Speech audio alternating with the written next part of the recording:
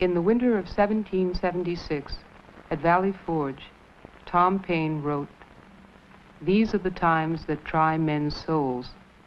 The summer soldier and the sunshine patriot will, in this crisis, shrink from the service of his country. But he that stands it now deserves the love and thanks of man and woman." Sachs, S-A-C-H-S. Ernest Ernie? Rest. Sachs, S-A-C? S-A-C-H-S. Age? 27. Military training? As a helicopter pilot. Oh, no. OCS? No. What? Marine Aviation Cadet. Marquette? Marquette. Rank? Well, the highest rank attained. Whip it on us, baby. Highest rank attained? Captain. No! Let's see, duty period now. August 66, September 67. Have you ever witnessed any of the following? One, prisoner shot. I don't know whether I have or not, offhand. This one might be apropos. Prisoners thrown from helicopters. Yeah, I've seen that.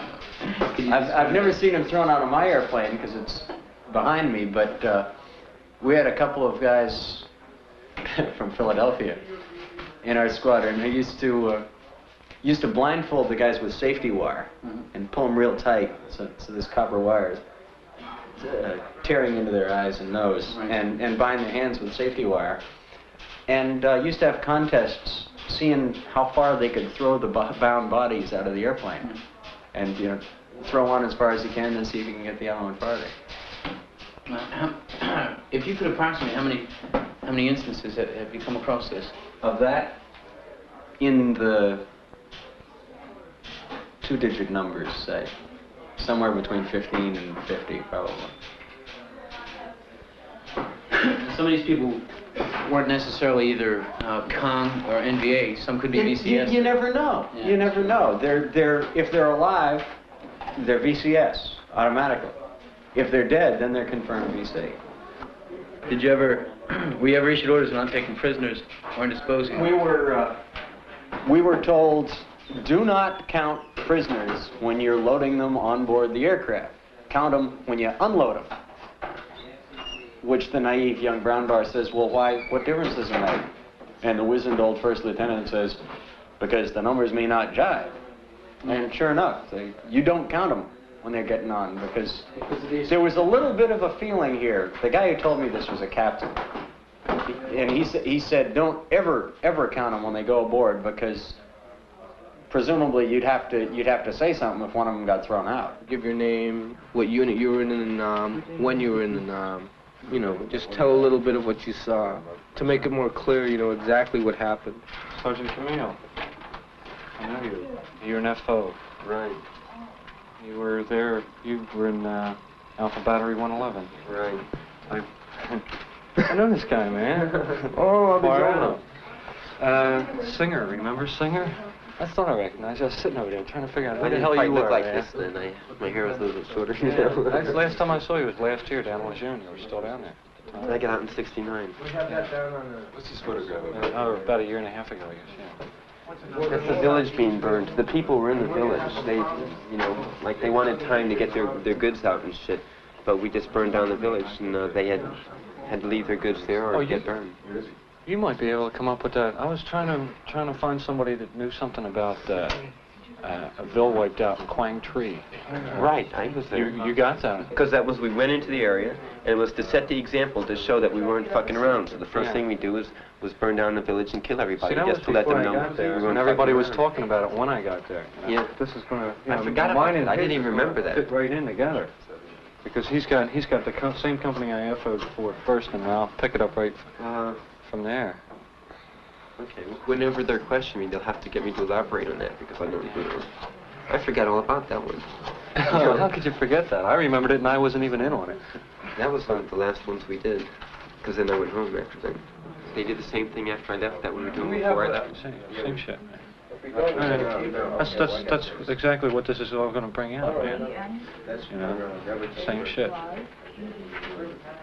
On Operation Stone, we were sitting up on a railroad trestle, and then there was a river on each side, and there was another company behind each river. And like the people were running around inside, and we were just shooting them. And like the newspaper said, Operation Stone, like World War II movie, you know. And we just sat up there and we wiped them out, women, children, everything. 291 of them. Is there something that you really kind of want to say in terms of the crimes and why they happened? What bothers you most? I mean, what sort of makes you, what brings you here? What makes you say, I want to testify, I want to say something?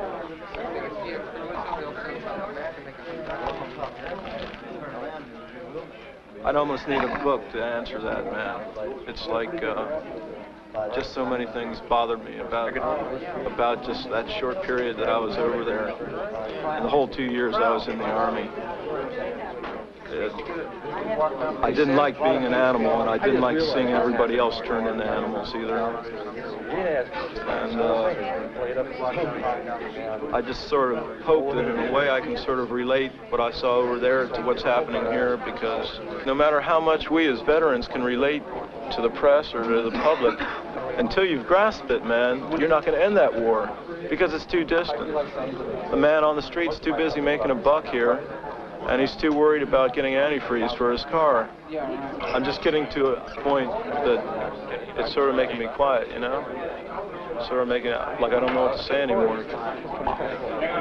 They've all heard it, and they all know what's happening, but it's like nothing's happening. You're supposed to feel sorry for American wounded, but you weren't supposed to feel sorry for the enemy wounded or dead, and I just felt sorry for the whole thing. But I guess that doesn't mean anything, just feeling sorry about it. I think what I'd really like to testify about is that it's just hurt a whole generation of Americans and Vietnamese, and that's the biggest atrocity. The media wants to capitalize, I think, on all these veterans getting together and testifying on all these atrocities. You know, we want to get into the atrocities, but we also want to get into, you know, what are we doing over there in the first place? You know, how do these atrocities get to be committed? You know, they just don't happen.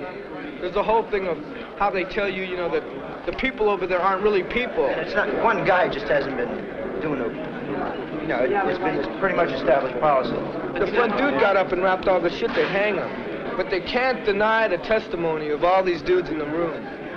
The first day I got to Vietnam, I landed in Da Nang Air Base, got off the plane, and hitchhiked on Highway 1 to my unit. I was picked up by a truckload of grunt Marines with 2 company-grade officers, first lieutenants. We were about 5 miles down the road where there were some Vietnamese children at the gateway of the village, and they gave the old finger gesture at us.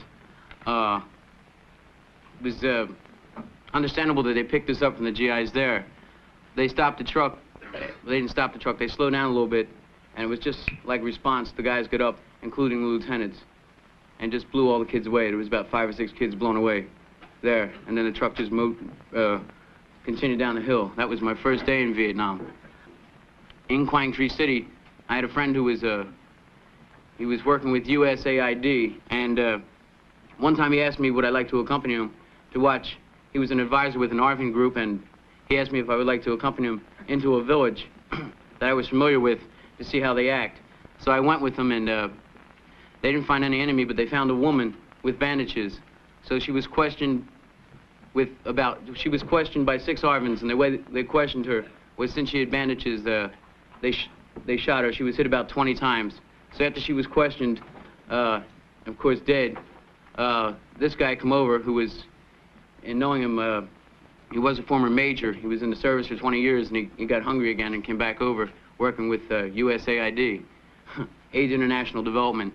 And he went over there and ripped her clothes off and took a knife and cut from her vagina all the way up, well, just about up to her breast, and pulled her organs out, completely out of her cavity, and threw them out. And then he stopped and knelt over and commenced to peel every bit of skin off her body and left her there as a sign for something or other. In one village, we wounded women and kids going into the village, and when we got in there, this was in Tuy Hoa also, when we got in the village, me and another guy, we were treating two unconscious babies, not babies, but like 5, 6-year-old kids, and a woman lying in a hammock. And I told the lieutenant these people have to be evacuated because if they're not evacuated, this lady had shrapnel on her and the kids had shrapnel on them and they were unconscious. I said, if they're not evacuated, they're going to die. He said, well, forget it, Doc. We don't have time to stay here and wait. And we went up on the hill right above this same village, and we fired down on this village the next day while people were trying to bury their dead. We fired down on the village at the people while they were doing their burial ceremony, and they killed another VC. Well, not VC, but another person in the village. Also, we went down that same day to get some water, and there were 2 little boys playing on a dike, and one sergeant just took his M16 and shot one boy off the dike. The other boy tried to run, and he was almost out of sight. This other guy, Spec 4, he shot this other little boy off the dike, and the little boy was like lying on the ground kicking, so he shot him again to make sure he's dead. Then we went into the village, and this Papa San there, I don't know if he was a village chief or who he was, but he came up to us, and he was telling us that he was making motions. A bird, was flying over, and the bird took a shit, and the thing went boom, boom. And he was saying this is how like a lot of people in the village got hurt. I think every person that was in Vietnam was in the infantry used CS, which is a gas, chemicals, Willie Peter, it's white phosphorus, and we use these sometimes to clear bunkers, and other times to destroy a hooch before we'd go into a village or something. If we thought it might be VC infested or something like this, we'd send in Willie Peter mortars, 60 millimeters, and this would burn up the hooches that explode, throwing white phosphorus on different hooches in the village, start the hooches burning, and also kill people. It's probably one of the worst sights I've ever seen is a person that's been burned by Willie Peter, because it doesn't stop. It just burns all completely through your body. The only way you can end this burning is to cut off the air. It's very difficult. If I could get back to the Vietnamese woman I saw that was mutilated so horribly, it didn't really shock me because I think I talked about my first day in Vietnam. You can check with the Marines who've been to Vietnam. Your last day in the States, the staging battalion at Camp Pendleton, you have a little lesson, and it's called the rabbit lesson, where the staff NCO comes out and he has a rabbit, and he's talking to you about escape and evasion and survival in the jungle. And he has this rabbit, and then in a couple of seconds, everyone just about falls in love with it. Not falls in love with it, but, they're humane there. He cracks it in the neck, skins it, disembowels it, just like I testified that this happened to a woman. He does this to a rabbit, and then they throw the guts out in the audience. And you can get anything out of that you want, but that's your last lesson you catch in the United States before you leave for Vietnam. You have some testimony here on the burning of villages, cutting off of ears, cutting off of heads, calling artillery on villages for games, women raped, napalm on villages.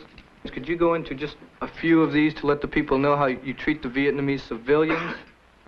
The calling in of artillery for games, the way it was worked would be the mortar forward observers would call in, or we'd pick out certain houses in villages, friendly villages, and the mortar forward observers would call in mortars until they destroyed that house, and then the artillery forward observer would call in artillery until he destroyed another house, and whoever used the least amount of artillery, they won. And then when we got back, someone would have to buy someone else beers. And I saw one case where there were 2 prisoners, and one prisoner was staked out on the ground, and he was cut open while he was alive, and part of his insides were cut out, and they told the other prisoner if he didn't tell them what they wanted to know, that they would kill him. And I don't know what he said because he spoke in Vietnamese, but then they killed him after that anyway. All right, were these primarily civilians, or do you believe that they were, or do you know that they were actual the way that we distinguish between civilians and VC, VC had weapons and civilians didn't, and anybody that was dead was considered a VC. If you killed someone, they said, how do you know he's a VC? The general reply would be, he's dead, and that was sufficient. The cutting off of heads on Operation Stone, there was a lieutenant colonel there, and 2 people had their heads cut off and put on stakes and stuck in the middle of the field. And we were notified that there were press covering the operation and that we couldn't do that anymore. The general attitude of the officers was, I was a lieutenant at the time, well, there's somebody senior to me here, and I guess if this wasn't SOP, he'd be doing something to stop it. And since nobody senior ever did anything to stop it, the policy was promulgated, and everybody assumed that this was what was right. We'd never had any instruction in the Geneva Convention. When we were given our Geneva Convention cards, the lecture consisted of, if you're taken prisoner, all you got to do is give them your name, rank, serial number, and date of birth. Here's your Geneva Convention cards. Go get them, Marines. We were never told anything about the way to treat prisoners if we were the capturers rather than the captee. I saw one case where a woman was shot by a sniper, one of our snipers. And when we got up to her, she was asking for water. And the lieutenant said to kill her. So they ripped off her clothes, they stabbed her in both breasts, they spread her eagle and shoved an E-tool up her vagina in a trenching tool, and she was still asking for water. And then they took that out and they used a tree limb, and then she was shot. Did the men in the in your outfit, or did they seem to think that it was all right to do anything to the Vietnamese? It wasn't like they were humans. Like we were, we were conditioned to believe that, this was for the good of the nation, the good of our country, and anything we did was okay. And like when you shot someone, you didn't think you were shooting a human. They were a gook or a commie, and it was okay. The Vietnamese were gooks. They were all. We didn't just call the VC or the NVA gooks. All Vietnamese were gooks, and they were slant eyes, zips. They were Orientals, and they were inferior to us. So we were Americans. We were the civilized people, and we didn't give a shit about those people. At the time, did you have any question in your mind that anything wrong was going on? Well, something like this was just too bad, I mean, it was all wrong, It's just that I didn't start really thinking about these things until I came home, because I had to get my head together to start, almost to get up the guts to start talking about this thing, because I've been holding it in for a long time. I'll throw this question out to anybody. I have heard soldiers testify to personal atrocities that they committed, and yet the fact that they're here means that they're concerned. So what happens to a man over in Vietnam? Well, it's our general conditioning, even before we get in the service. America's always right, the government's right, you don't question them, we're the best, God's on our side. And things like what happened at Hiroshima and Nagasaki showed it's okay to kill civilians if it's for the best interest of the nation. And when I went there, I went twice, and I believed that it was in the best interest of the nation. And I was sufficiently brainwashed where I did go back the second time, because I really believed it was right. You didn't feel that morally you shouldn't carry out some of these orders? I felt whatever was in the best interest of my country was what was best, and that's how I was raised to believe. When people see on their television screen films of those who have testified during the Winter Soldier investigation, they're going to see a lot of people with long hair, a lot of people with beards. Don't you think this is going to turn them off and they're going to disregard a lot of what you say? You're an intelligent fellow, I believe you. It's possible. For 6 years, my hair never got longer than 1/4 of an inch, and I always swore I'd keep it that short. But I like it long now. It feels nice. When I was in the Marine Corps, and when I first got out of the Marine Corps, I didn't want to talk to anybody who didn't think that Agnew sitteth at the right hand of God.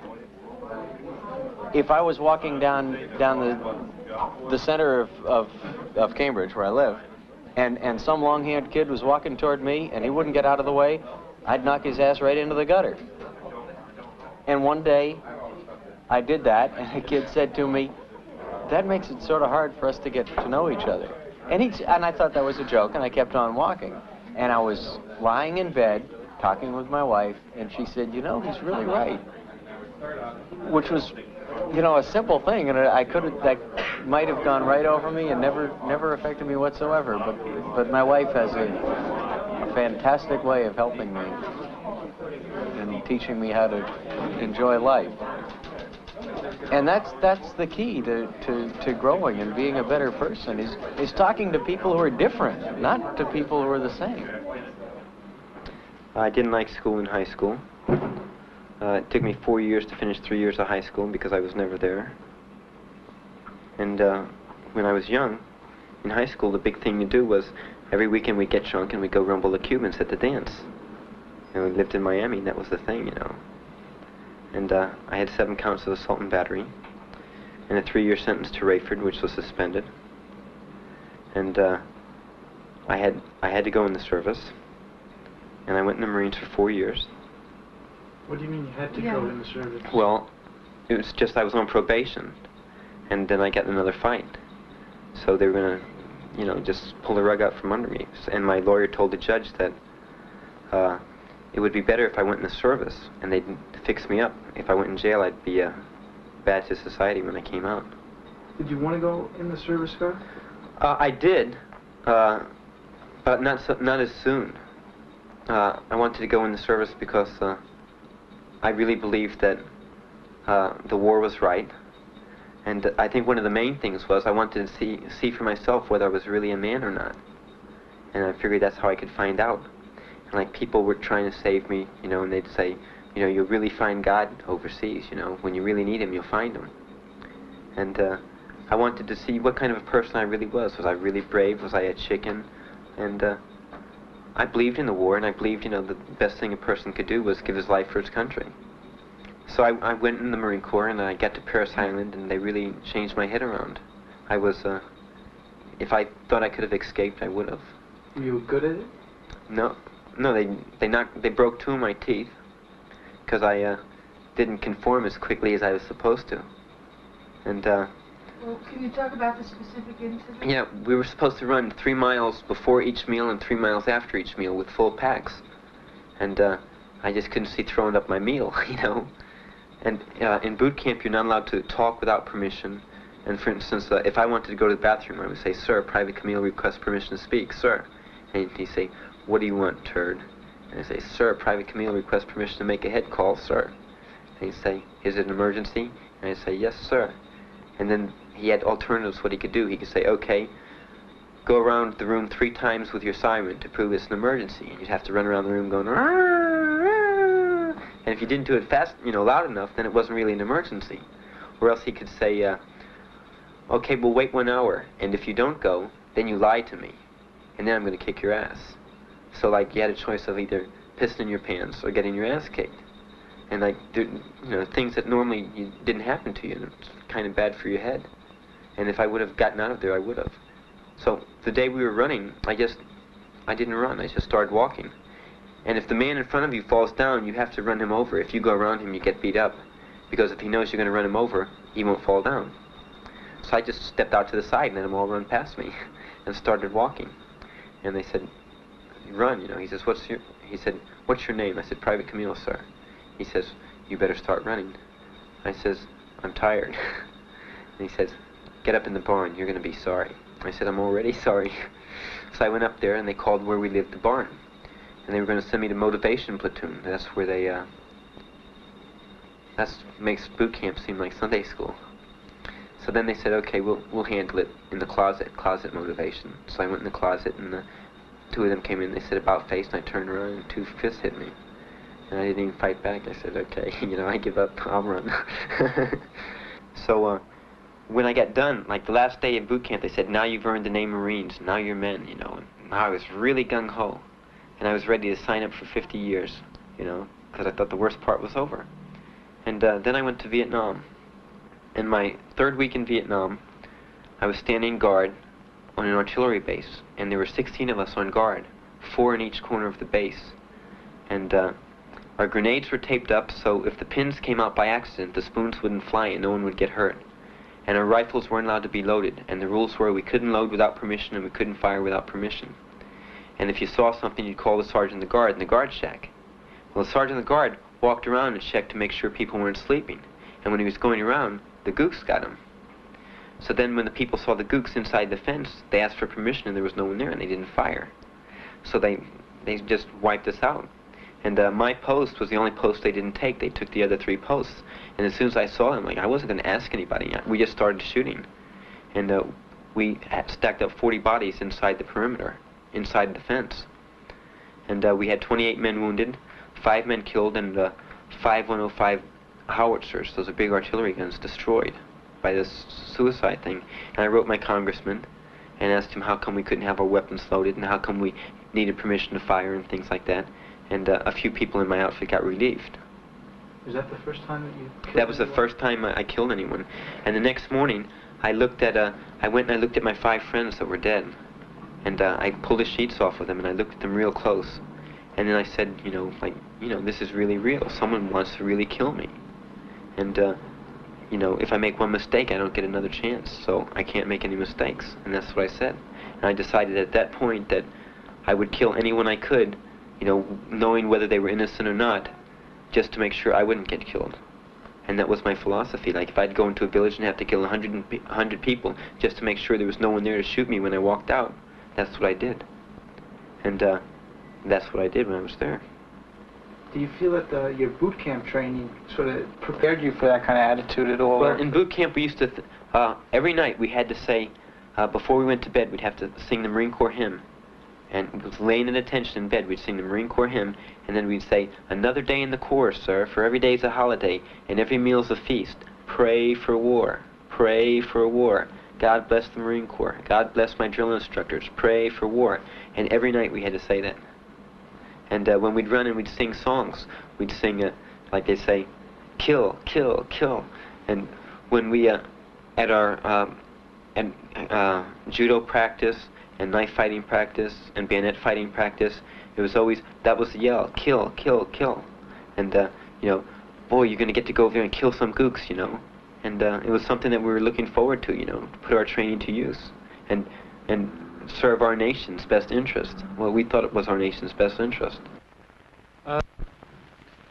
Due to the fact that one of the men has to leave very shortly, Nathan Hale, I'd like to let him testify to the interrogation procedures at this time. I arrived at the base camp of the 1st of the 1st Cav, which is Hill 29.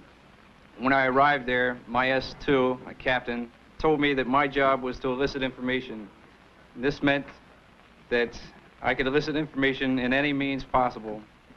He told me that I can use any technique I can think of, and the idea is don't get caught. And what he meant was I could beat these people, I could cut them, I could probably shoot them. I never shot anyone, but I could use any means possible to get information. Just don't beat them in the presence of a non-unit member or person. That's someone like a visiting officer or perhaps the Red Cross. And I personally used clubs, rifle butts, pistols, knives, and this was always done at Hill 29. The important point here is that everything I did was always monitored. An interrogator is always monitored. I was monitored by an MP sergeant at Hill 29, who often helped me in my interrogations, he and his squad. This is a group of detainees being brought in. Okay, there's an interrogation going on right here. It's a big production. These are all the Marines sitting around giving the various cheers. This man here is a warrant officer. This just shows, a typical Vietnamese who's bound. These are National Field Police. This man came over and put a tin spoon, it's a Vietnamese spoon, and he put it in my fire, and he's burning the skin off of the back of the man's neck.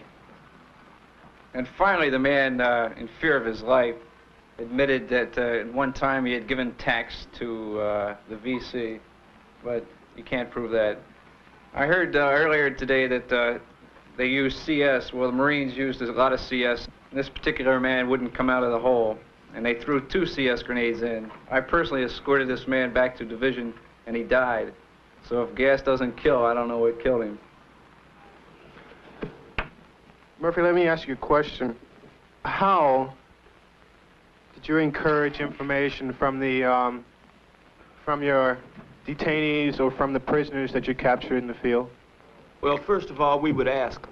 And if we didn't get the information, or if they said they didn't know any and we figured they were lying, well, we'd go to torture. And by torture, I mean first time I ever saw it used, the first time was on Operation Junction City 1.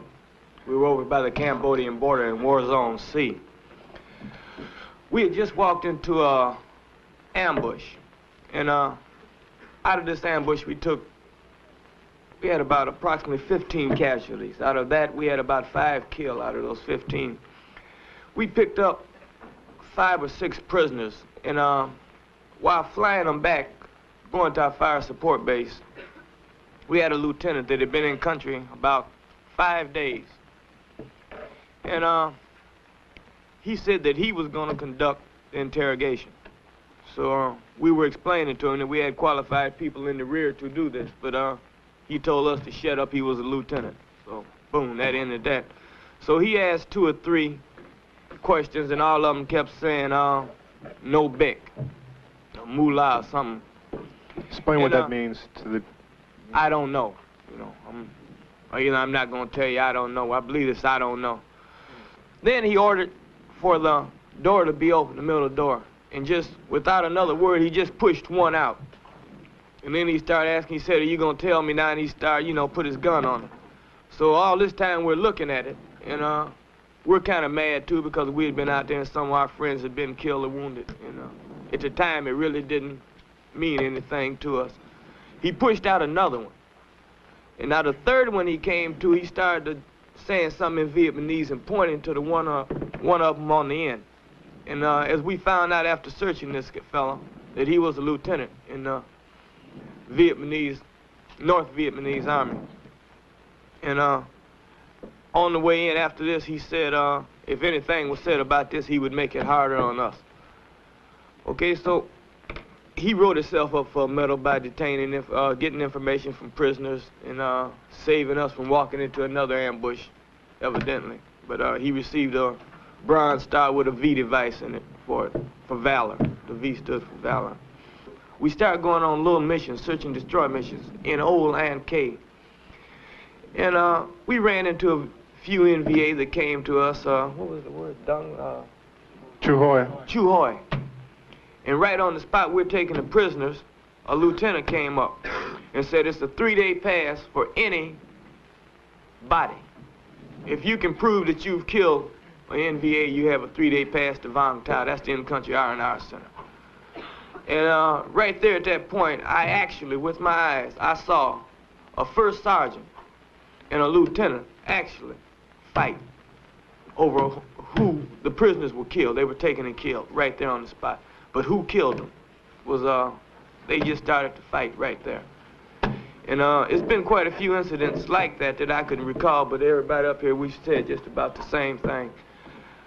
But I have helped in torturing prisoners. And at one time, we thought it was showing courage or bravery or whatever you want to call it. We wore ears. We did. We'd take them and catch them while they were alive, take an ear, because, see, the Vietnamese people believe if they die without all of their body, that they won't go to Buddha heaven. And we would do this to 2 or 3 of them to get information from the rest of them. Thank you. The first slide you're going to see shows a prisoner of war. And the way that they try to get him to talk is by making him stand in front of a pile of Viet Cong bodies that we had picked up. It's the same POW was forced to sit for probably from 6 to 8 hours by this pile of bodies in the hot sun. It's a shot of 5 or 6 GIs going through the bodies looking for souvenirs. In this picture, there's a lieutenant and a captain overlooking what's going on.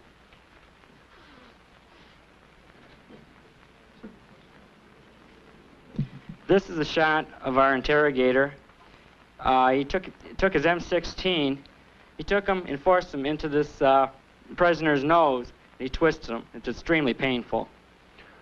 Officers were present at all times. Yes, field-grade officers were present.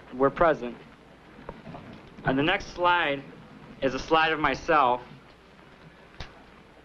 I'm extremely shameful of it. I'm showing it in hopes that none of you people that have never been involved ever let this happen to you. Don't ever let your government do this to you. It's me holding a dead body, smiling.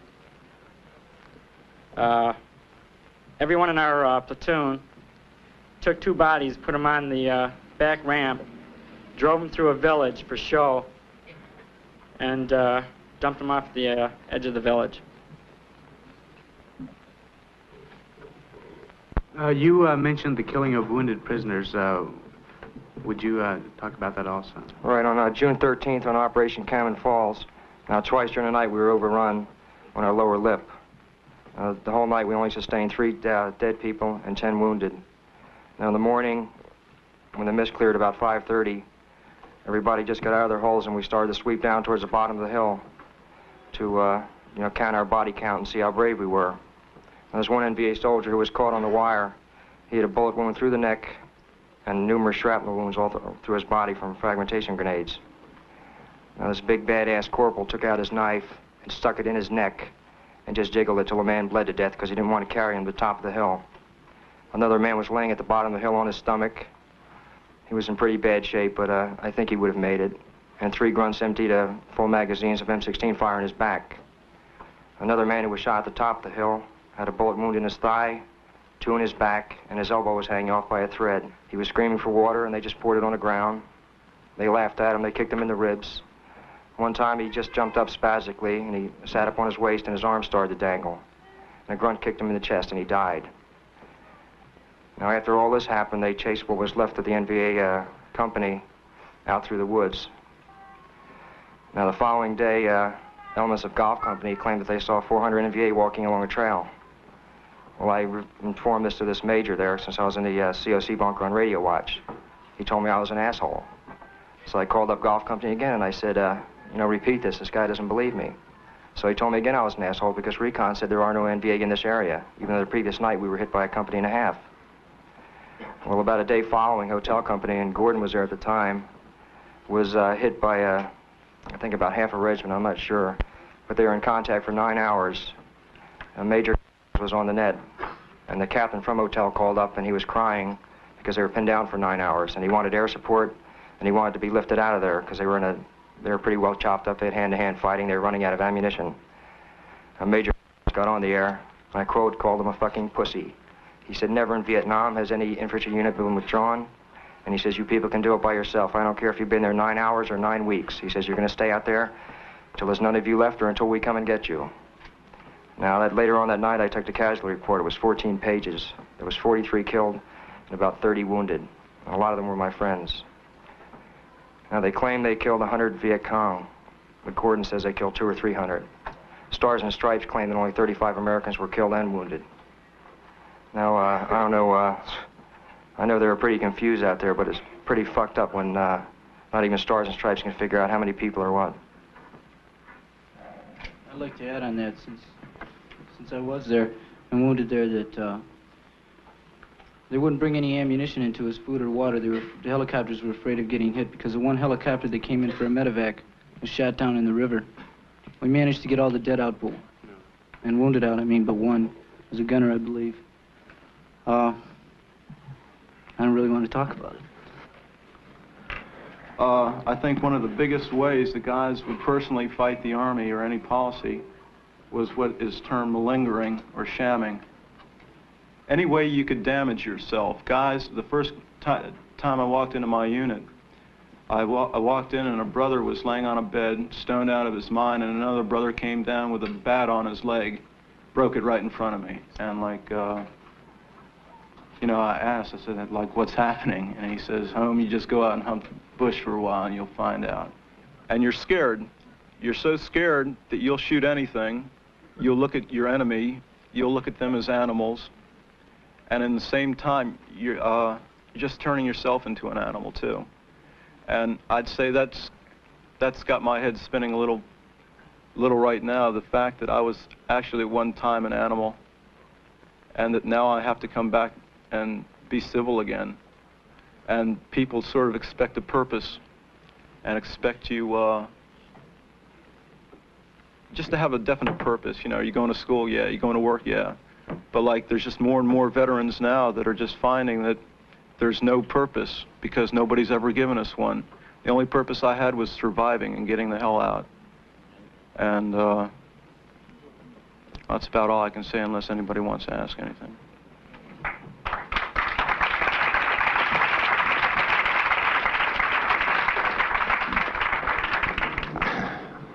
I just know that, and we learned somewhere along the line that a dink was less than a person. And these things go on, they really happen. I don't know how to, man, I can't talk, I can't tell you people incidences or whatever you want to hear. I'm just here because it goes on and somebody's got to do something. And here I am, you know.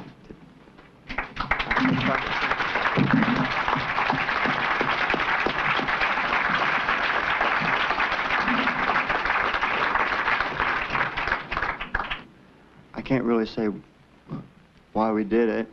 Maybe it was because we were taught to hate him. I was told by my own lieutenant, well, he saw me wearing one of these bracelets. He asked me why I was wearing it. I told him, I said, well, a Vietnamese boy gave it to me. I said he was a token of his friendship, really. He liked me and I liked him. We gave each other gifts, I suppose. And he told me to take it off. And of course I didn't agree. I didn't want to take it off. I didn't feel I should. But he told me these are the same people. He says, why do you accept gifts from the same people that go out and put mines in the roads and blow up your buddies? And he told me if I didn't take it off, he'd go to more, maybe drastic measures. I don't know. He just dismissed me. But I don't know. I don't want to give any blood stories or nothing. I just can't do it. I just want you to know that the people over there aren't really being treated as human beings. They're being treated as slaves, let's say. Maybe not even slaves. I don't know. I don't know. I just don't know what to say. I just wanted you to know about it. I'd sort of like to just add one more thing about Yeah, Steve, go ahead. I'd say that the government and a lot of the people who sort of run this nation have been telling a lot of GIs that the biggest detriment to our morale has been the long-haired protesting Pinko sympathizer type. But I think the biggest lift for my morale came when I was in the I was lying in Okinawa in the hospital there, and a girl wrote me about a place called Woodstock where 500,000 people had come together, and it was so beautiful. That was the first time I smiled in a long time.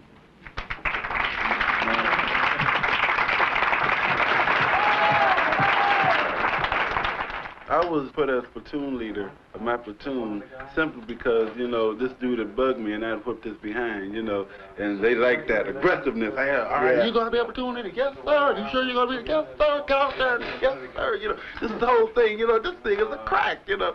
So, you know, I'm platoon leader for a little while, and this dude, he messes up the whole platoon. He sneaks in the bathroom and he's smoking. So, you know, me and a couple of other dudes, our minds are sacked now, you know. Bam, we whooped the living daylights out of him. Hey, just come in. Yes, sir. Would you be there? No, sir. Yes, you did. I saw you do it. You had enough time. The whole thing, you know, and the next thing I know it, you know, I'm not a platoon leader anymore. I'm back in the ranks again, you know. Then I'm put on the shit list, you know, a week later, you know, you're in trouble. Hey, knee deep, you know, what am I supposed to do? This thing, you know. They were very good at it. You know, they had your minds. You couldn't win. I remember they had us out for Foot Locker. We were doing manual of arms with Foot Lockers. You know, and this guy next to me, Prince, you know, drops it on his foot, and I thought it was very funny. It was amusing. You know, we were so tired. Everything's amusing. You know, I sit there. He drops it. And I sit there. Now it says, 1027, sir. 1027, sir. We got a pussy? Yes, sir. Who's it? Private Hatton.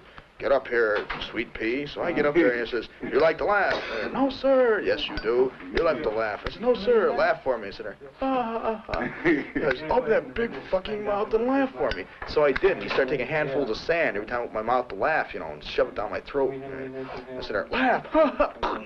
You know, freaks were good like that, or licking off the toe of the shoe. I come running out of the hooch one day for formation and says, get the herd in the road, you know, so. You know, everybody starts skying up to get on the road, and I come walking out the door, and I stepped on a spit-shine shoe. And, like, the freak just grabs me around by a stack and swivel, you know. and pulls me up. He says, "You better take care of that." "Sir." I said, "Request permission to go in and get my shoe shine gear." He says, "Oh, the only shoe shine gear you need, boy, is your tongue." You know, so he had me get down there to lick off the dust off his toe where I scuffed his stupid thing, you know. And like, they do that all the time to break you. I'll tell you a trick they pull. They'll take a company and they'll pull them back into battalion.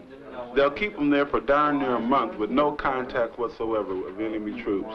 All right. Then all of a sudden, hey, we found a Viet Cong regiment. We're getting ready to move out tomorrow morning. Stand by. Keys your mind. All of a sudden, you're getting a chance to get a piece of some action because you're tired of sitting around in mud holes, you know, doing nothing. I have yet to have been on an operation where I haven't gone through a village. I have yet. And I have yet to have gone on an operation where when I've gone through that village was still standing. So consequently, you know, you're ready, you know, and you're keyed up. You're tired of sitting down. They ship you, drop your helicopter. You're receiving a few small arms fire. They call it heavy, you know. Wow, you're receiving, you know, heavy fire. But you receive, you know, you might hear a carbine fire from half a mile. You know, wow, you know. And everybody yelling, open fire, open fire. Hey, what? At what? And I don't see ASOs, and I'm, you know, supposed to be charged to shoot. You know, it's just like I was playing war games back in Hawaii and stuff, you know, with blanks in my gun and stuff. They're like overgrown kids. When you go to Vietnam, you're prepared to play the Marine Corps role. You're assuming the role as a professional Marine, a killer, whatever, and you're going to play that out exactly the way it's been defined to you. Things like this here work on the mind, and if they can deteriorate portions of the mind for any period of time, see, then they could just about gear you into doing anything they want. In fact, I was so weird after Vietnam, I carried a pistol around my back pocket, you know, for no apparent reason to myself for 6 months, until one day I pulled it on somebody at school. I had torn up something, and a janitor come up to tell me, "Hey man, you can't do that." And I reached out and pulled the pistol on him. And then it occurred to me, man, you know, there's something wrong with me. And it took me like a week and a half to realize, remember the incident where we stoned the kid. I never thought that my mind would hide anything from me. And it's really strange when it does. It came as a, you know, a real surprise. The stuff just started coming back. Once you come back from the Nam, your awareness of not only the Vietnam War, but of the government is fantastic. And you know, so whoa, hey, wow, you mean this is what I've been asleep under all this time? You know, Jesus Christ, somebody hit me with a baseball bat. You know, I've been asleep. You know, what's going on? So you know, it's no wonder they come back and say, "You ain't got nothing to show me." So fixed where it's really a totally unreal situation after a few months. I think that, you know, what should be brought out is the horror of the everyday, the commonplace, what went on there. My duty was to go out and serve as a perimeter guard on the Dong Ha ramp. And this was a LCU ramp on the Qua Viet River where Navy ships came up and they'd offload supplies. And we took our truck with outside the combat base every night at 5:30 to set up at the ramp for our night's duty. And we used to drive by this row of hooches, and a little 3-year-old kid in dirty gray shorts used to run out and scream, "You Marines number 10." And we'd always go back, "Oh, fuck you, kid," you know, all this stuff. And so one night the kid comes out and says, "Marine, you're number 10, and throws a rock. So we figured we'd get him, because this was a way of having fun. And the next night before we went out, we all stopped by COC, which is right by the ammo dump, picked up the biggest rocks we could get our hands on, and piled it in the back of the truck. So when we left the combat base, we just turned the corner, and we saw a little kid. We were waiting for the kid. He ran out of the hooch, and he's going to scream Marine number 10, and we didn't even let him get it out of his mouth. He just picked up all the rocks and smeared him. We just wiped him out. In fact, the force of the rocks was enough to knock over his little tin hooch as well. And I don't know, I can't say that the kid died, but if it would have been me, I would have died easily. The rocks, some of them were easily as big as his head. And it was looked upon as funny. We all laughed about it. And then we forgot about it. And it took me about a year to even be able to recall the situation. I think it said something about the entire attitude of us over there. I never had a specific hatred for the Vietnamese. I just tended to ignore them. They didn't figure in any calculation as to being human. They just either got in the way or they weren't there. It used to be a game we'd play. We'd pour garbage, liquid garbage, off the end of our truck, to make them crawl for it. Mama Sans would come up with half-cut 50-gallon drums, and they try and fill it up. They get pork chops and sloppy rice and mystery meat or wop slop, whatever we'd had for chow, and put it in there, and then we'd let them walk so far, and then we'd tip it over, spill it on the ground, and watch them scrape the dirt in there. Anything to dehumanize them. At the time I was there, nobody ever got hurt in the garbage dump, as far as Americans, but a lot of Vietnamese women and children were hurt.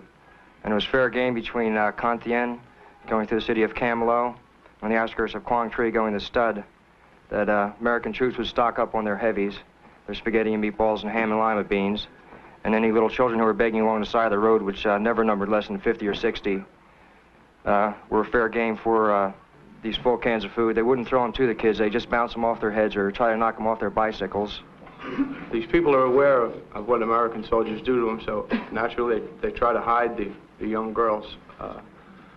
We found one hiding in a bomb shelter in sort of the basement of her house. She was taken out and raped by 6 or 7 people in front of her family, in front of most of the villagers. This wasn't just one instance, this is just the first one that I could remember, but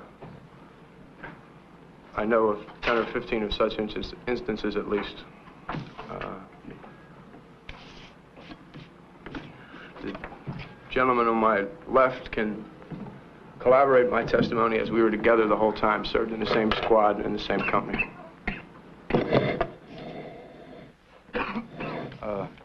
At the time most of this happened, our platoon leader was a Mormon minister. He's dead now, so he can't really be found out and questioned. But when he got there, he was a pretty well high character man because he was a minister, and by the time he left, well, by the time he got killed, rather, he was condoning everything that was going on because it was a part of policy. If nobody tells you that it's wrong, then you do it anyway.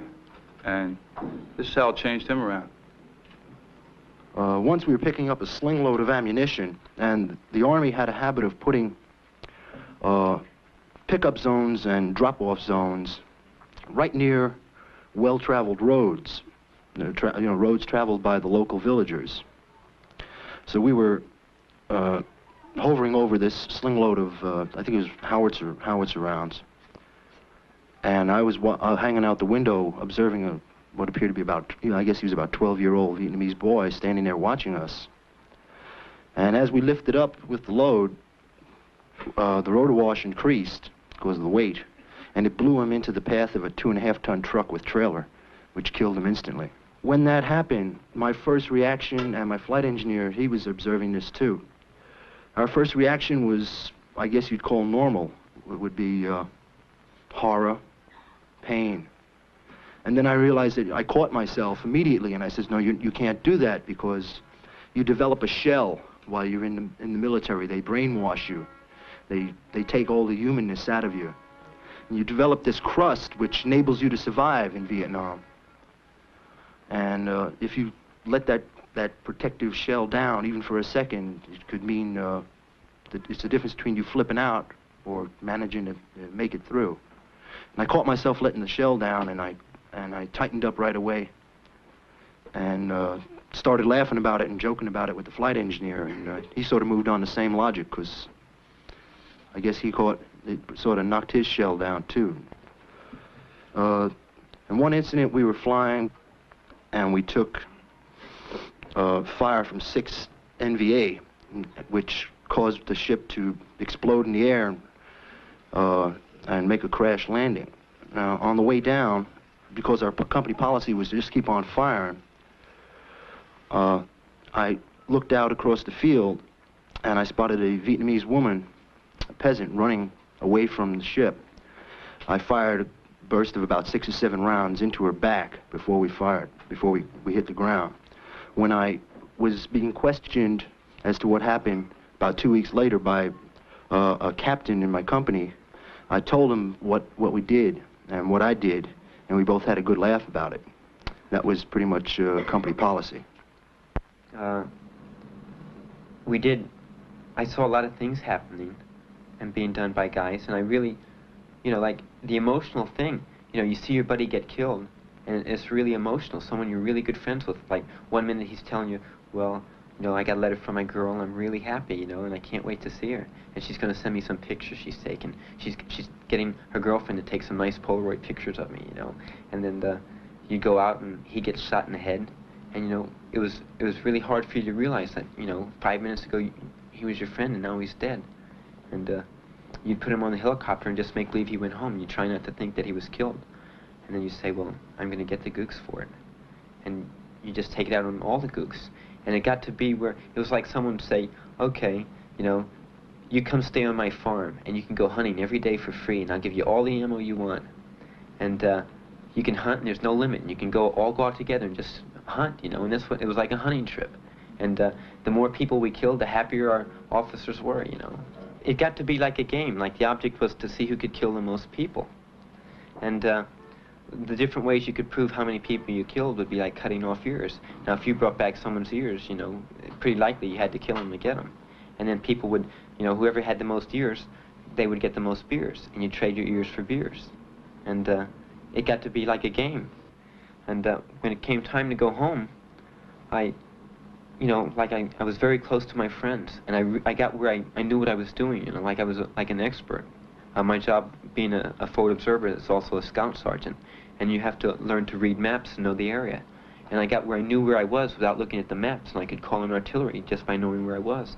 And I was really attached to my friends. I couldn't see leaving my friends and going home. And then I thought about the political thing again. I said, well, you know, and I wrote my mother a letter. And I told her, I said, I'm not coming home in April because I really believe what we're doing is right. And I think it's better for me to stay here and help get it cleaned up if I can, than for my brother to have to come over when he gets old enough. And that's what I wrote, and that's what was put in the newspaper. And they had a big article, you know, we need more Americans like this. What was your rank when you first went over? A PFC. And when you left? A sergeant. I made a Lance Corporal, Corporal, and Sergeant. I made a very good rank. So you'd say the Army thought you were a good soldier? I got a good conduct medal, too, and I got the Vietnamese Cross of Gallantry with Silver Star. And got put up for the Bronze Star 3 times. And this is something else I'd really like to rap about. Medals, you know. Medals are a bunch of shit. Every time I thought I deserved one, no one ever said anything. And when I didn't think I deserved some, I got one, you know. And it was like one time I picked up a grenade that was thrown at us, and I threw it back. And they thought I was really brave. But it was because that was the easiest thing to do. Like, I wasn't going to fall on it and save anybody's life, because I wasn't that brave or stupid or whatever. And I wasn't going to, you can't stand there and look at it, and you can't run from it because you can't get away from it. And the only chance I figured I had would be to pick it up and throw it away. And they thought I was doing something brave, and I got put up for medal, but I was doing the most cowardice thing. And another time I got a medal, these gooks came out in front of us, and I was with the infantry. But the infantry had to work together. I could move on my own because I was a forward observer. So we were eating, we didn't have our boots or clothes on, you know, just our pants. And I slipped into my boots, and I grabbed my ammo and my rifle, and I didn't get on my helmet or flak jacket or anything. I went after them, and I got 5 of them. So I got a medal for it. But they never, I was running after them, I was chasing them. They never stopped and turned around and fired at me. I didn't risk my life or anything. And they thought it was really brave. And they yelled at me for going out there and doing that because the forward observer's not supposed to give away his position. But it was really fun. It wasn't anything brave at all. You know, I got 5 commies, man. Wow, now I'm really happy. Wait till my parents hear this. Then that night, we were on a Scorpion. That's where 4 or 5 guys go out, and they just hide. And when the enemy come by, you open fire, and then you run. You know, and they don't know how many of you there are. So usually they pull back too. And 2 of them came walking right by us, and 3 of the guys were asleep. And I didn't want to shoot because I didn't want to give away my position. So I grabbed the guy in front of me around the mouth, and I stabbed him in the kidney, and I killed him. And the guy next to me, he opened fire on his, and he missed. So for getting those 6 kills, I got the medal. But another time I had a friend of mine killed, and I was very upset. And I asked this Vietnamese for his ID card, and he said, "Come biec," and that means I don't understand in Vietnamese. And it just pissed me off, so I pulled out my knife and I killed him. And it didn't bother me at all. I just called in, I said, 1 VC kill. And they said, how do you know he's a VC? And I said, because he's dead. And they laughed and said, okay, you know. And I'd come in and people would ask me what's going on out in the front, and I'd tell them. And they keep it short for how many kills you have, and I'd come in and they'd show me how many I have. And what it is, every time you kill someone, you have to report it. And you have to search them for papers and stuff. But this is something else, body count. If 10 of us would go out, and I'd come back with only 5 men, we'd lost half our men. And you couldn't say that you didn't see any enemy. So you could have only killed 1 enemy, and by the time it would get up to the high command, you know, you killed 50 of them, because they couldn't say that they lost 5 men taking 1. So the body count's a bunch of shit. You know, what they say and what they get is different things. Like, you'd read the newspaper, on Operation Medina, 200 of us went out and about 47 of us made it back. And they just ambushed us and whacked the hell out of us. And I didn't see any gooks, man. They were sitting in the trees dropping grenades on us, and they had machine guns on the front and the side. And the newspaper said we had all these kills, you know. I didn't know what the hell they were talking about. I never saw any kills. But they just didn't like to admit that all those men got killed for nothing. Did you think that that was a justifiable thing? I mean, there you knew there was a lie, but did you see a reason for it at the time? I didn't question it. Like, I figured, well, if the people home think we're killing them, you know, that's great, because that's what we're supposed to be doing. And another thing is the competition between units. Besides competition between men to kill the most, there's competition between squads and between companies and battalions to see who can kill the most. So, like, if the newspaper said Charlie Company got 200 kills and we didn't get any, we weren't going to say anything, man. We wanted them to think we're bad guys, man. And we thought we were so tough, we went around with aces of spades in our helmets. And every time we'd kill someone, we'd put it in their face. So if anyone else came, they knew that Charlie Company did it, you know. Vietnam is not a land war. If you gain land, as in other wars, your efficiency report would go up. In this war, it's based on body count. The more people you kill, the better efficiency report, officer's efficiency report you get. So what happened here is a case of the colonels going into competition and making up more bodies than they really have. And this was, of course, passed on down to the company commanders and the platoon leaders and the squad leaders. So, hell, we were reporting stuff, water buffalo, in some cases, shadows. I remember one time I called artillery into a wood line where I'd received sniper fire and didn't check the wood line and called in 3 body count. This went on all the time. Other firefights, the count would be 80, 90, and personally I only saw 2, 3 bodies. So it's a totally inflated system, and what's happened is the American public's been lied to. The Army has come out and stated that we've got a kill ratio of 1 to 13, and yes, it's 1 to 13 because of this inflation, but it's a lot of bull. Going along with what Scott said, they didn't care what you were doing or how you were getting it. They wanted bodies, and that's where civilians came in also. In November of '68, in an area called the Wagon Wheel, which is northwest of Saigon, while on a routine search and destroy mission, gunships who were to be providing security and cover for us in case we had any contact were circling overhead. Well, no contact was made, and the gunships got bored. So they made a gun run on a hooch with miniguns and rockets. When they left the area, we found 1 dead baby, which was a young child, very young, in its mother's arms. And we found a baby girl about 3 years old that were dead because these people were bored and they were just sick of flying around doing nothing. Then, when it was reported to battalion, the only reprimand was to put the 2 bodies on the body count board and just add them up with the rest of the dead people. There was no reprimand, there was nothing. We tried to call the gunship off, and there was nothing you could do. You know, he just made his run, dropped his ordnance, and left. And there they were, man. And the mother was, of course, hysterical. How would you like it if someone came in and shot your baby? And there was nothing we could do, man. We just watched it. And nothing happened. I have no idea what happened to the helicopter pilot or to anyone in the gunship. It was gone. And things like this happen, I'm sure, more than once. Because if I saw it, I'm sure there are a lot of veterans who aren't here who saw it. And this is why we have to stop the war. Because not only are we killing our brothers in the armed forces and brothers on the other side, but we're killing innocent people, man. Innocent civilians who are just standing by and happen to be at that place at that time, and for no other reason than that, wind up dead. I've been in there listening to this whole thing, the whole thing tonight, man. You know what? It's relevant, man. But you know what? Even this whole thing you're doing now, it's only relevant to you, man. It ain't relevant to me. You know how come? Because you failed to realize what the reason is, man. How come? You know, Dig, you going in there and you're getting all these reports, man, on atrocities. Yeah, man. They were splitting this cat's skull and they're splitting that skull, splitting his skull. But you know what? The real issue is, man, that the thing is racism. It's racist. That, brother. It's racist, man. They over there after the Vietnamese, you know, the resources. They also after the Vietnamese because they're racist, man. I had all the hell I had in the Army because of racism. You know, like, Dig, man, my orderly room, man, my first sergeant, man, was a Ku Klux Klan, man. They had a motherfucking clapping right in the fucking Let me ask company. you a question.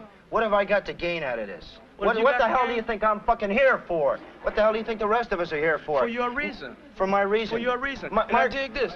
Your reason for being here is different from my reason. Your reason is different from mine. Just like everybody was in there running Why? the troops We're here. home. What? Everybody's rapping, You man. gotta start, man. You gotta start someplace. We gotta start now. We can get the troops out of Nam, and we can start this fucking hatred and shit that's going on around us. The thing that's getting me, the thing that gets me, man, don't No, get man, upset. you're taking offense. This is cool, we can rap, man. This is cool, we can get rap. I don't know, man, like a whole lot of people, man, like, when it's white and black people talking, man, they go through a thing of, you know, not wanting to say this because they're afraid or somebody might misinterpret it. Well, you know, say something, you know, let me misinterpret it, and then, you know, when I run it back on you, then go ahead and tell me, man, don't do one of these things, man, because, you know, I go to school, too, I go to school, too, man. I live life. The people that are out there, you know, you say they're ignorant, people know a whole lot of what's going on, man, from practical, just living, you dig?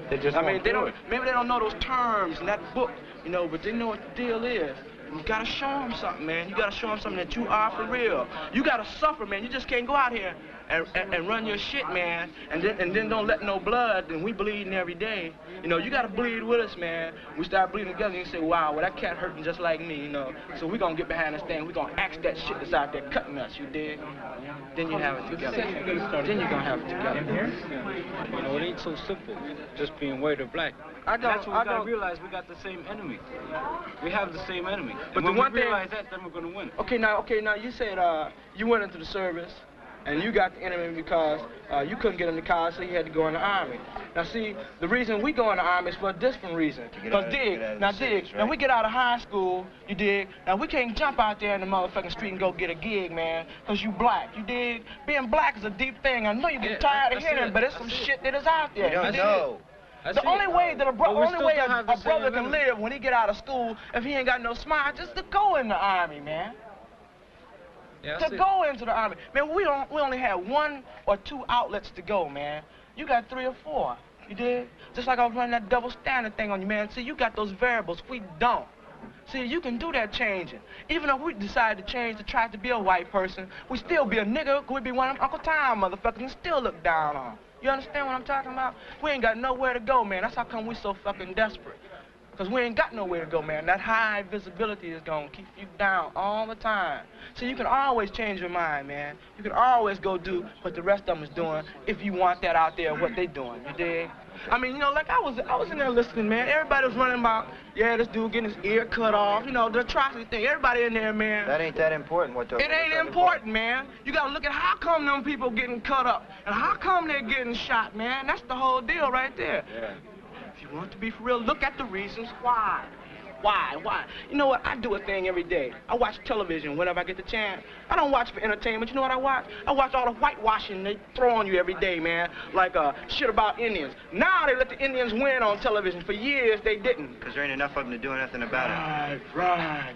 But now they're starting to see, wow, you know, we can't be doing this to the Indians because the Indians trying to get their thing together. So now the Indians win on television. But for years, when you was a little kid, you sat there and sucked that shit up, didn't you? This is what you believed the real shot was until you became old enough to see it. Took you a long time, didn't it? Television still is like that. They're still after them little kids, man. cartoons with the violence, you know, shooting bullets and shit and shoot him in the face, his face turned black, all this kind of shit. Even connotations, man, black people hate connotations like the difference between angel food cake and devil food cake. The Black Plague. It's the same shit. Sorry. The same shit. I didn't say cynicism. Fucking way. You gotta remember, kill it there and kill it here. Didn't do anything, didn't say anything about racism. We were just No marching. shit, it did. That's how come you ain't got no black people behind you. Because you forgot about racism, man. You forgot about it. That's how come you ain't got no black people down here. Yeah, you got a few of us, and then they rap to you just like I do, man. Now see, you're running a thing. You want to be human, man. You want to stop the war. You want to stop the killing, the whole thing. But you still ain't took time to learn how to treat your other brother cool. Can you dig it? You ain't saying nothing about him. And the brothers look at that and they say, well, wow, man, why I want to go down there, man, and get involved? And shit ain't for me. It ain't for me. Man, I just hope, man, just by standing here and rap with you now, if you didn't think about it before, think about it now. If you did think about it before, God damn it, now do something about the shit. It's not really your struggle. There's an aura of hate in my outfit. I mean, a Vietnamese, there's no such thing to my unit as a friendly Vietnamese. Every Vietnamese is a gook. I've hardly ever heard the term Vietnamese. They were always gooks. There's no difference between a good one and a bad one, except the good one at the time is carrying no weapon, but he's still fair game. The games that some of the Marines in my outfit played, myself included, would be to find the older Papasans with the long whiskers, and which I guess is a symbol of his identity in their culture, and they would just be cut. They would brutalize anybody who complained. We would move into a village and we would just sit down. We own the village while we're here. These people would do what we told them, or they wouldn't be allowed to stay in their own house, or they would be beaten inside the house. We were on our first operation, and it was an operation, so it just followed this procedure. They were used to it, and we were just shown how you destroy a village. And they just cried and carried on. We don't know what happened to them. That was the only village in the immediate vicinity, so we cleared the area more or less. Everything is set on fire. My squad leader personally ignited the first 2 hooches and then just told us to take care of the rest. When we went out, I would say 50% at least of the villages we passed through would be burned to the ground. There was no difference between the ones we burned and the ones we didn't burn. It's just that some we had time and we'd burn them. We were given orders whenever we moved into a village to reconnoiter by fire. This means to, whenever we step into a village, we're to fire upon houses, bushes, anything to our discretion that looked like there might be someone hiding behind or in or under. What we did was we'd carry our rifles about hip high and we'd line up on line and parallel to the village and start walking, firing from the hip. Now, there were times when Vietnamese villages have man-made bomb shelters to protect themselves from air raids. Well, sometimes when we come to a village, a Vietnamese would run out of the bomb shelter, you know, for fear of being caught. So consequently, this surprise would startle any individual and they would automatically turn and fire, thereby uselessly killing civilians without giving them a chance. They give them an ambiguous order, like some to the extent of, all right, you're going into an area where there are known Viet Cong, so that when you get there, anything that moves, you're going to fire at, you know. This is one of the mind-tacting things that he does to make you want to, you know, attack somebody, even though you know that you don't want to kill another Vietnamese because you feel that he might be, in fact, your brother. I was a helicopter, a Cobra gunship pilot. I worked with another aircraft at all times in what is called a hunter-killer team. I was told by the other pilots in the unit how to tell a VC from a civilian. If they were running, they were VC. If they were standing there, they were well-disciplined VC, shoot them anyhow. They also told me that when we were flying over a village, or near a village, if people started to leave the village, civilians, that was a good sign that there were VC in the area, that they were expecting a fight. While speaking with my hooch maid, she says, you know, when American helicopters come through, people run. They think they're going to be killed. So you put these two things together and you see, you know, civilians are in kind of a bad spot. As far as clearance to fire went, my first 3 months, I never heard of the term clearance to fire. If there is somebody that we thought might be VC by his actions, by running or hiding, he was a dead man. I've seen hooches CS'd to drive people out, and when the people were driven out, they're naturally running away. Who wants to hang around and breathe a CS for an hour? They run out of the hooch and they're killed. There's a large river that is to the west of Saigon, runs roughly north and south. I can't remember the name of it at the moment. But beyond this river, there is absolutely nothing left. There were hundreds and hundreds of villages marked on the maps that I had with me. All kinds of names on the map.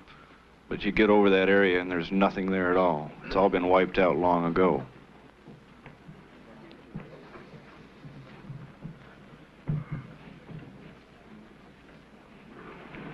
On the first operation that I was on in country, we went into a village called Five Fingers, and it was a typical cordon and search, which is you surround a village and then you sweep through it. And hopefully, when you're sweeping, if anybody's running from you, they're going to run into the, of course, the surrounding troops on the other side, and then they get wiped out. Well, we received fire as we walked into the village, and we took no casualties, but we did end up with a body count. No weapons were found, so apparently they were civilians. The next day, in the morning, should I say, they rounded up the entire village, all of them, and marched them out. You were all prisoners of war, all of them. Men, women, children, made no difference. We filled 2 deuce-and-a-halfs. They were just relocated, man, just moved away. Were they allowed to take any of their belongings with them? Well, when you round them up right now, and they don't go back for belongings because you don't know what they're going back for. At least that's the way my thinking was then. So when they left with what they had on. In other words, all of their belongings were left in the village. Right, and then the next day, like I say, we went through the village and tore everything apart. You know, tore walls out of hooches, just ripped everything apart looking for weapons or whatever. But we found nothing, and then they just, you know, set a torch to whatever you wanted to burn.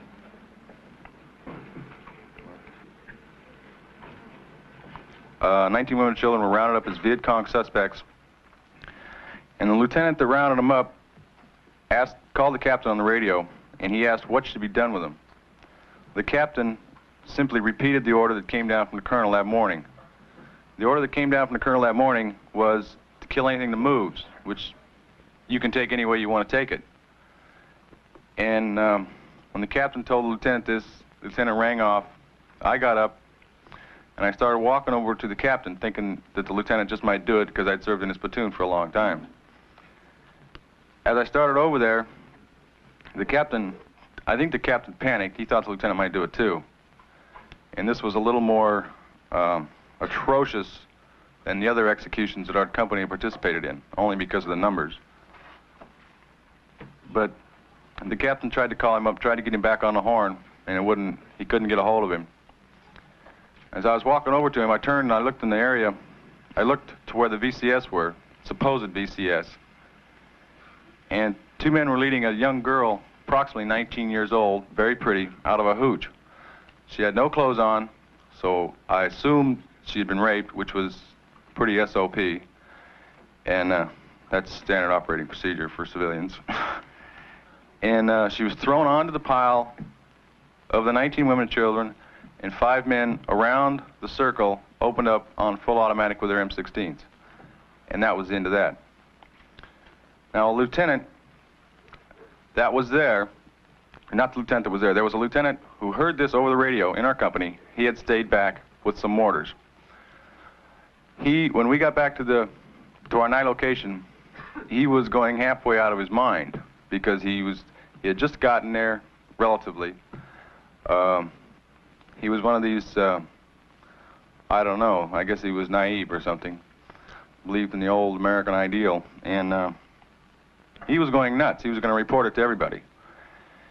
And after that day, he calmed down. The next day, he didn't say anything about it.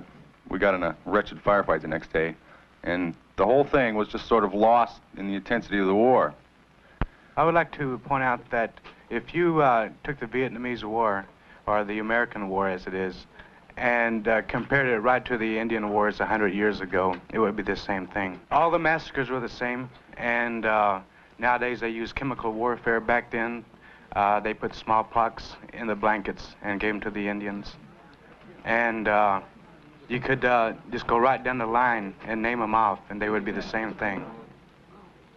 When I was small, I was exposed to this, and I kept growing and I kept growing and learning.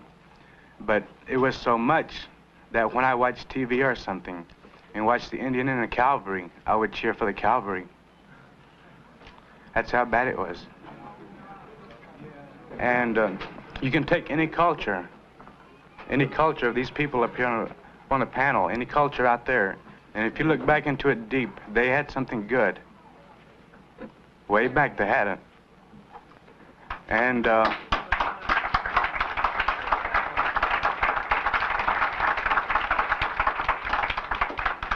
then people started getting onto the money bag, and that's when it all happened. We made treaties long ago. It was for as long as the grass shall grow, and as long as the river shall flow. The way things are going now, one of these days, the grass isn't going to grow, and the river isn't going to flow.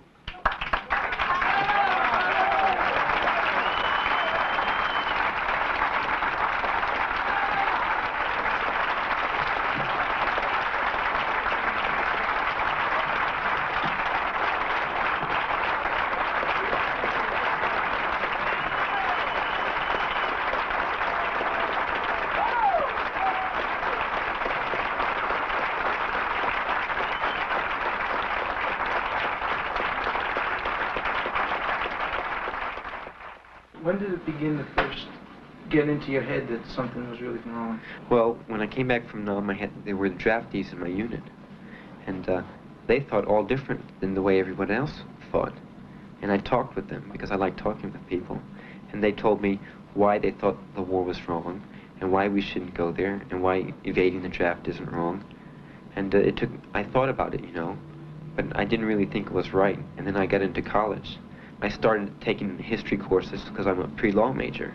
I had to take a lot of political science and history, and I started seeing things, and I couldn't believe things were, you know, like the book said, like the Geneva Convention. And it's okay that we didn't allow free elections, because if they would have had free elections, they would have been communists, and we couldn't let that happen, so it's okay.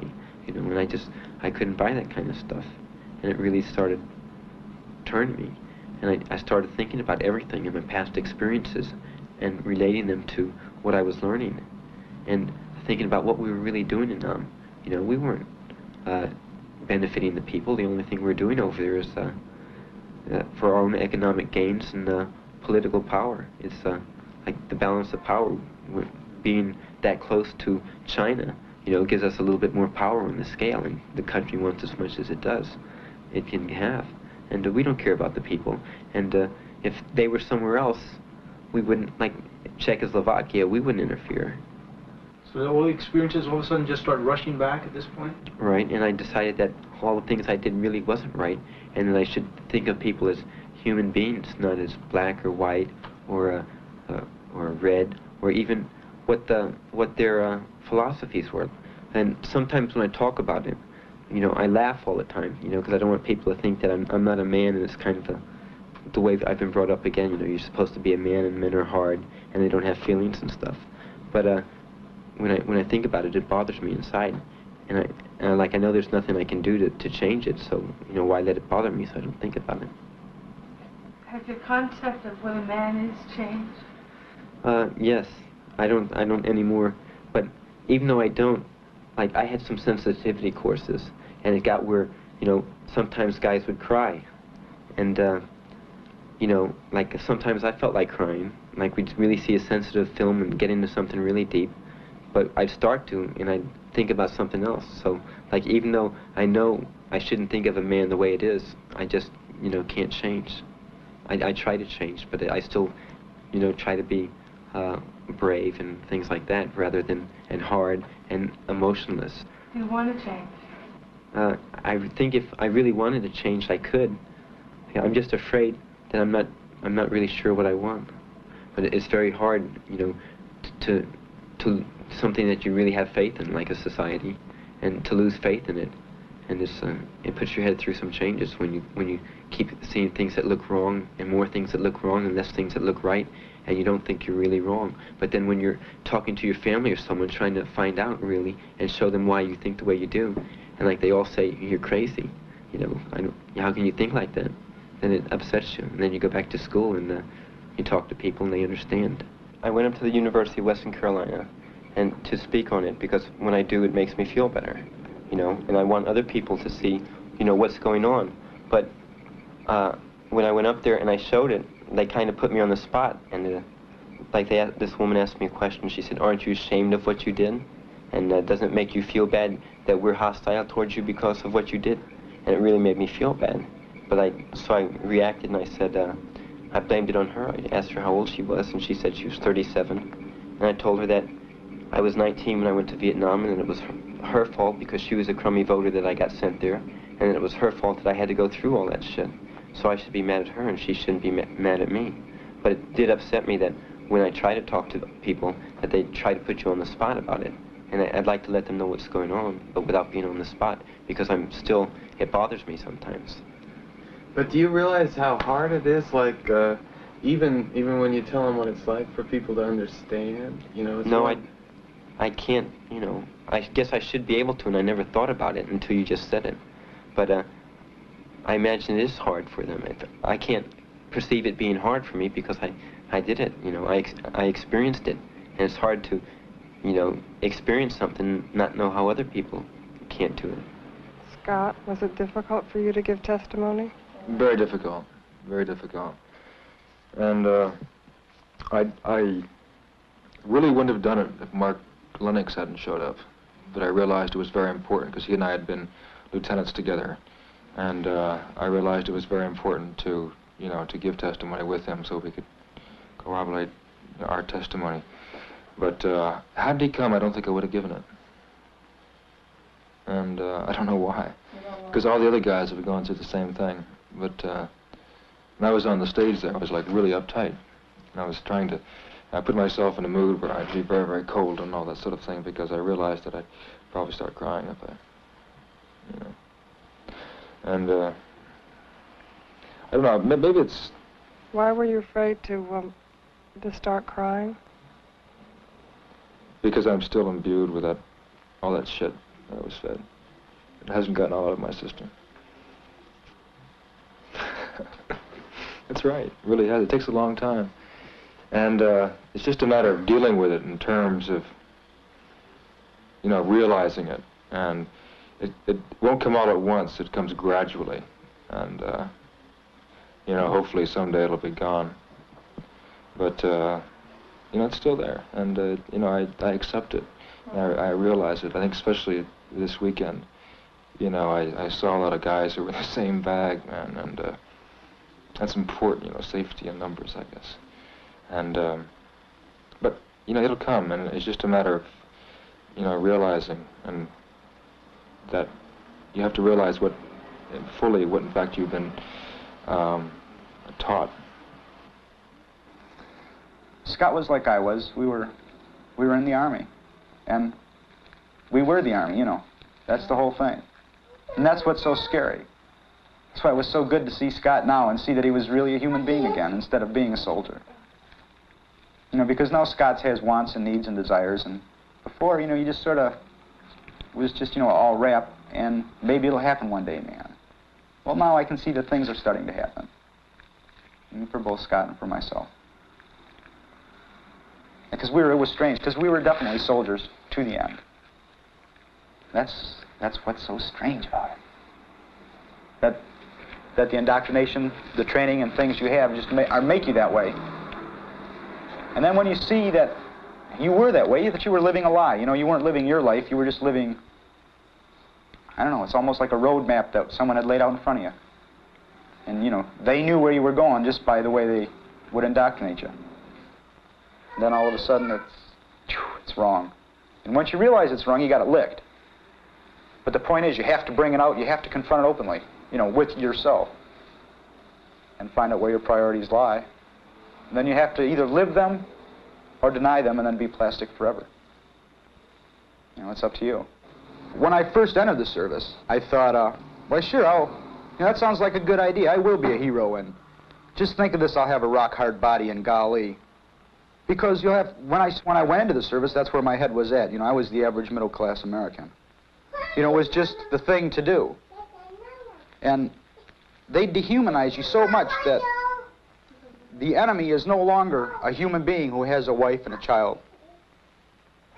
Or, you know, has a family life. He just becomes the enemy. And therefore, when you're confronted with this, all you think of is it's just like another target. And they've trained you to shoot targets. So when it comes right down to it, and there it is, it's not a man. It's a target.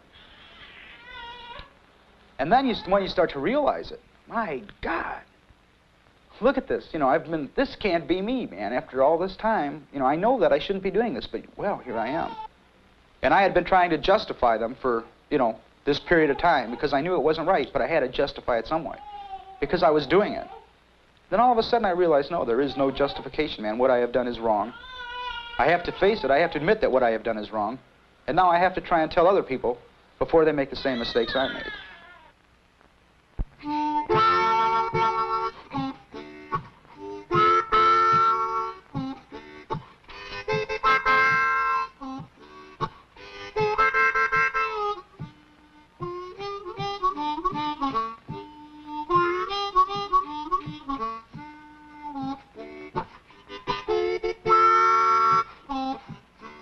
I walked down to the drop bar.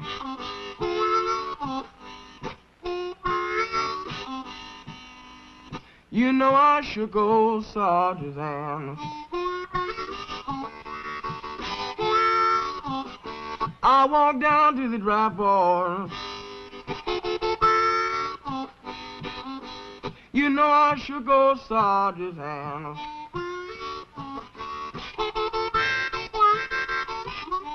God, he put his arm around my shoulder.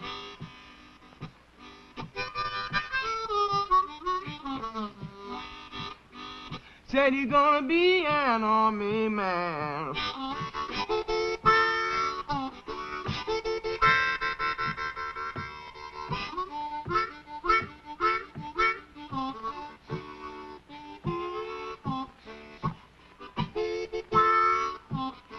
Yeah, my brother's out fighting.